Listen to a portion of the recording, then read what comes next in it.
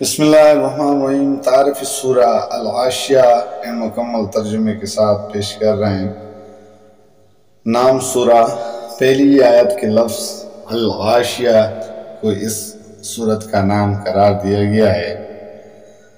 زمانہ نزول، سورت کا پورا مضمون اس امر پر دلالت کرتا ہے کہ یہ بھی ابتدائی زمانہ کی نازل شدہ صورتوں میں سے ہے، مگر یہ وہ زمانہ تھا جب حضور صلی اللہ علیہ وسلم تبلیغ عام شروع کر چکے تھے اور مکہ کے لوگ بالعموم اسے سن کر نظر انداز کیے جا رہے تھے۔ موضوع اور مضمون، اس کے موضوع کو سمجھنے کے لیے یہ بات نگاہ میں رکھنی چاہیے کہ ابتدائی زمانہ میں رسول اللہ صلی اللہ علیہ وسلم کی تبلیغ زیادہ تر دو ہی باتیں لوگوں کے ذہن نشین کرنے پر مرکوز تھی، ایک توحید، دوسرے آخرت، اور اہل مکہ ان دونوں باتوں کو قبول کرنے سے انکار کر رہے تھے۔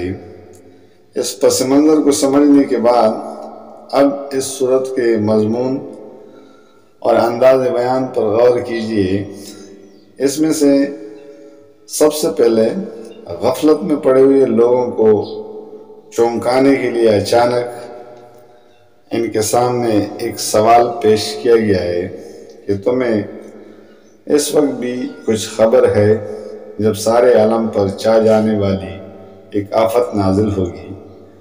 اس کے بعد فوراً ہی تفصیل بیان کرنی شروع کر دی گئی ہے کہ اس وقت سارے انسان دو مختلف گروہوں میں تقسیم ہو کر دو مختلف انجام دیکھیں گے۔ ایک وہ جو جہنم میں جائیں گے اور انہیں ایسے سخت عذاب جھیلنے ہوں گے، دوسرے وہ جو عالی مقام جنت میں جائیں گے اور ان کو ایسی نعمت میسر ہوگی۔ اس طرح لوگوں کو چمکانے کے بعد یک لخت مضمون تبدیل ہوتا ہے اور سوال کیا جاتا ہے کہ کیا یہ لوگ جو قرآن کی تعلیم و توحید اور خبر آخرت کو سن کر ناک بو چڑھا رہے ہیں، اپنے سامنے ہی ان چیزوں کو نہیں دیکھتے جن سے ہر وقت انہیں سابقہ پیش آتا ہے۔ عرب کی صحرا میں جن اونٹوں پر ان کی ساری زندگی کا انحصار ہے، اب یہ لوگ غور نہیں کرتے یہ کیسے ٹھیک انہیں خصوصیات کے مطابق بن گئے ہیں جیسی خصوصیات کے جانوروں کی ضرورت ان کی صحرائی زندگی کے لیے تھی۔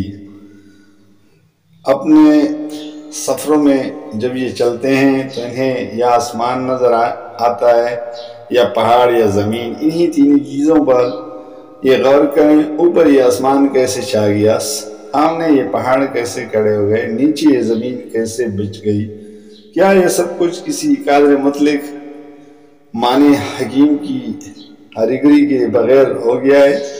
اگر یہ مانتے ہیں کہ ایک خالق نے بڑی حکمت اور بڑی قدرت کے ساتھ ان چیزوں کو بنایا ہے اور کوئی دوسرا ان کی تخلیق میں شریک نہیں ہے، تو اسی کو اکیلا رب ماننے سے انہیں کیوں انکار ہے؟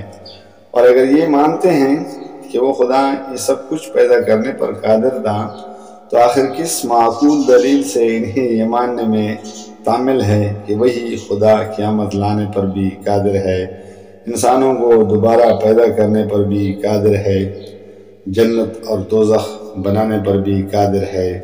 اس مختصر اور نہایت معقول استدلال سے بات سمجھانے کے بعد کفار کی طرف سے رخ پھیر کر نبی صلی اللہ علیہ وسلم کو مخاطب کیا جاتا ہے اور آپ سے ارشاد ہوتا ہے کہ یہ لوگ نہیں مانتے تو نہ مانیں، تم ان پر جبار بنا کر تو مسلط کیے نہیں گئے ہو کہ زبردستی ان سے منوا کر ہی چھوڑ دو، تمہارا کام نصیحت کرنا ہے سو تم نصیحت کیے جاؤ، آخرکار انہیں آنا ہمارے ہی پاس ہے، اس وقت ہم ان سے پورا حساب لیں گے اور نہ ماننے والوں کو بڑی سزائیں دیں گے۔ سورہ الغاشیہ کا مکمل ترجمہ۔ شروع اللہ کا نام لے کر جو بڑا مہربان نہایت رحم والا ہے۔ کیا تمہیں اس چاہ جانے والی آفت کی خبر پہنچی ہے۔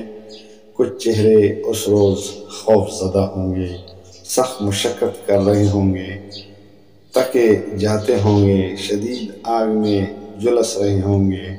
کھولتے ہوئے چشمے کا پانی انہیں پینے کو دیا جائے گا۔ خاردار سوکھی گھاس کے سوا کوئی کھانا ان کے لیے نہ ہوگا جو نہ موٹا کرے نہ بھوک مٹائے۔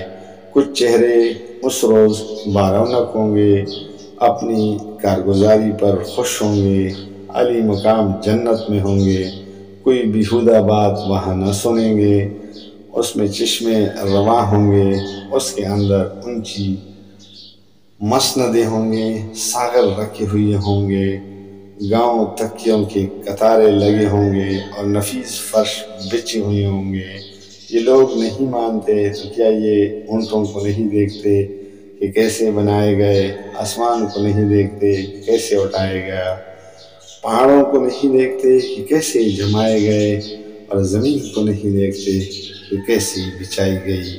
اچھا تو اے نبی صلی اللہ علیہ وسلم نصیحت کیے جاؤ، تم بس نصیحت ہی کرنے والے ہو، کچھ ان پر جبر کرنے والے نہیں۔ البتہ جو شخص منہ موڑے گا اور انکار کرے گا تو اللہ اس کو بھاری سزا دے گا۔ ان لوگوں کو پلٹنا ہماری ہی طرف ہے، پھر ان کا حساب لینا ہمارے ہی ذمہ ہے۔ جزاک اللہ، فی امان اللہ۔